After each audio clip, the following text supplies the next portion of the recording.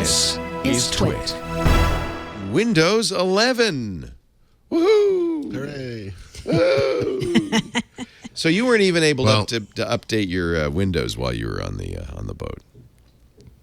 No, in fact, one of the things I realized, I had brought a second laptop to take screenshots for the book, and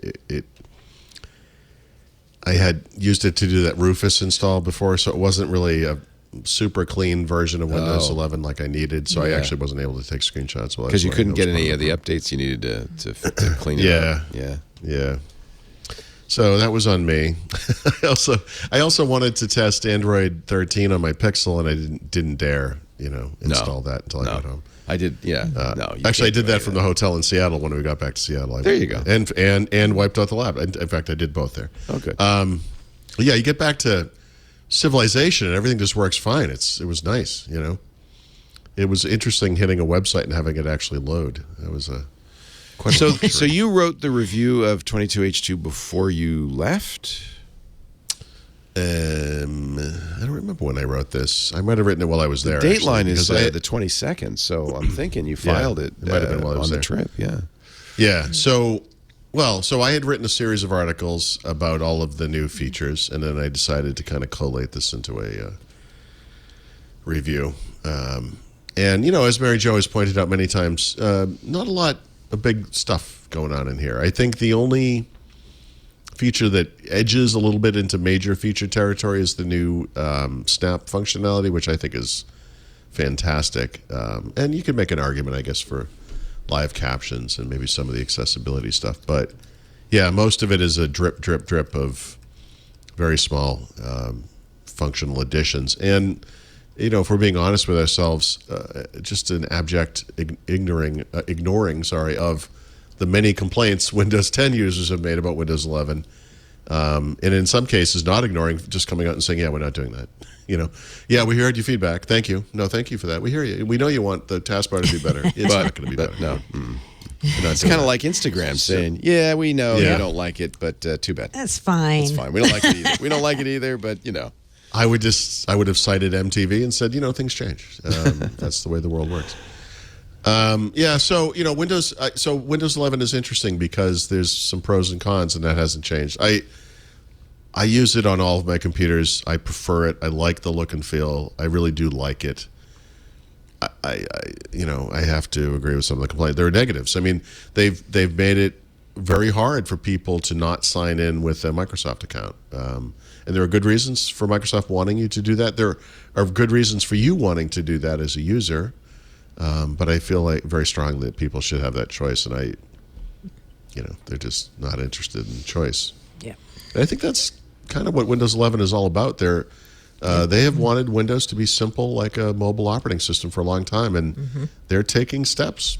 They're not doing a one release where they just get there. I think they at one time dreamt that they could do that, but they are taking steps and moving in that direction. They're just removing choice. By the way, this isn't in my review, but I've been meaning to write this up. Tied to the Microsoft account requirement, there's another weird little change in Windows setup that no one has really noticed or talked about, and that's with regards to OneDrive. So when you sign in with a Microsoft account, one of the subsequent steps will say, hey, do you want to back up some folders with OneDrive? Or at least it used to say that in Windows 10.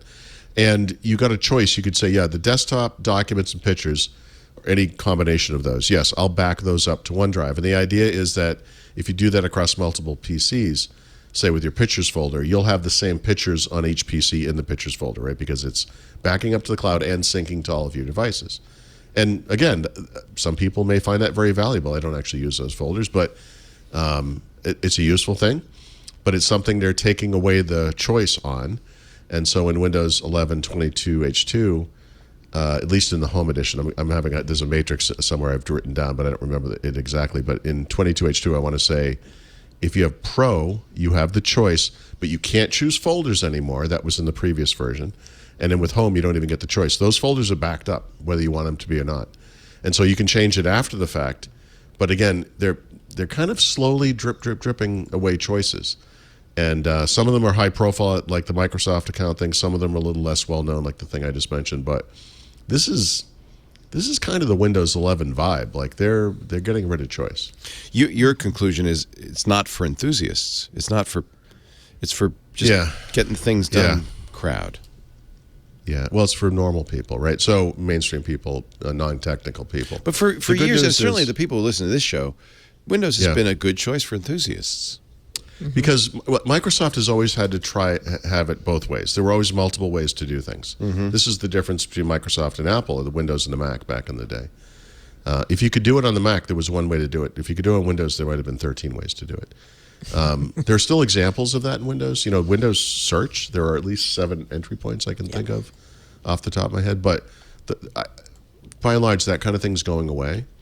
There's another example I'm going to use in the tips part in the back of the book that is another example of how Windows 11 doesn't take things away always, but sometimes they just make them a lot harder to find. There are many more steps. There's a lot of that going on as well. So the good news for enthusiasts is Linux exists. No, is that yes, I knew. Oh, he just said it. He said it. No, I've always felt this way when you think technical, non-technical. I always felt like you should, if you're going to disadvantage someone, a developer or audience, you disadvantage the developer. Make it hard on the developer. They're technical. They can fix it. In this case, make it hard on technical users. You can figure out another way. So you're saying with Stardock and a variety of other ways you can make it better. Or just because you're smart and you can know how to get there. Like, you can't right-click the taskbar and get to Task Manager, but you know what? There are 5 other ways to get there, so relax. I noticed that myself. I want Alt-Tab to show all the windows and all the workspaces. It doesn't, but it's easy to fix. And I noticed that. You work around. You can fix it. You work and play with the the settings until you get it to behave the way. My only complaint at the end of that conversation would just be that one of the other things Microsoft is taking away is sync, and they never did this fully anyway. In a properly constructed system, you would fine-tune Windows exactly the way you wanted it, and then you would set it up on a new computer, and it would say, hey, do you want that exact setup? And you say, yep, and every single little setting would come back, but you have to do it manually every single time. Yeah. So as someone who reviews a lot of laptops, that's tedious. I realize that's not everybody, but even like something simple like the syncing of wallpaper, it's a nice thing, and that's gone. They got rid of that.